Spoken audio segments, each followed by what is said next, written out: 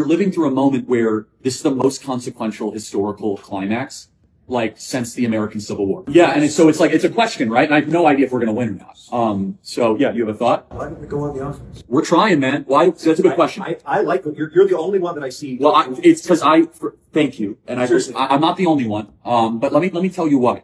By the grace of God, I am not in federal prison. By the grace of God, I'm not indicted. That's not a joke. That's what these people do. Okay? Pray for me every day and pray, and you should, because there's only a few of us that actually play offense. James O'Keefe plays offense. Yes. What happened? They removed him from his organization. He's under criminal investigation by the FBI and the Westchester DA. Steve Bannon plays offense. He's going to go to federal prison next month. Tucker Carlson plays offense. They took him off air. Donald Trump plays offense. He's facing 600 years in federal prison. That's why we don't play offense. Yeah. This story was buried. I'm going to talk about this tonight. These are 16 senior citizens.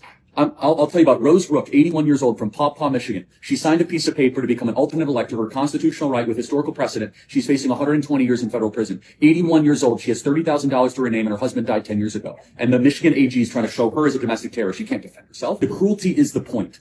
We are dealing with savages. This is not normal. This is cultural revolution time. Like, they are eating the country from within. The problem is they preempt us against offense, but that is not an excuse. We all have to play offense. We have to take the initiative. But here's the thing. We are not good offensive players. I'll prove it to you. That's absolutely because conservatives definitionally are defensive. We are conserving against their offense. Our temperament is to build businesses and churches and be agreeable. Our temperament, we don't think like revolutionaries. Well, we got to change that. My next book is literally called Right-Wing Revolution. Like, I'm trying to make people think in a way where we're trying to stop their refounding of America. So if you want, like, the good news of all this, the founders have given us this unbelievable opportunity. The fact that we still have some semblance of a constitution gives us hope. Like, if we did not have the founders, God bless them. Like, I'll give you an example. The Electoral College. If it was not for the Electoral College, this is game, set, match. We're done.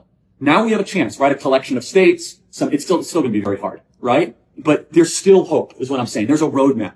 The founders saw this. They were like, we're going to make it really hard, not impossible, really hard to destroy this place, right? They put so many checks and balances in that think about how much we've survived, right? The fact that we still had to fight, and honestly, it's a gift from Madison, Hamilton, and Jay of how they saw this, right? Like I tell people, the North Star is our founding fathers. The North Star is our own documents. The North Star is the Declaration of the Constitution. Like, that's what we're trying to get back to. We're trying to defend that. So this is so interesting. I totally disagree because, and let me tell you, I got in a debate with an atheist.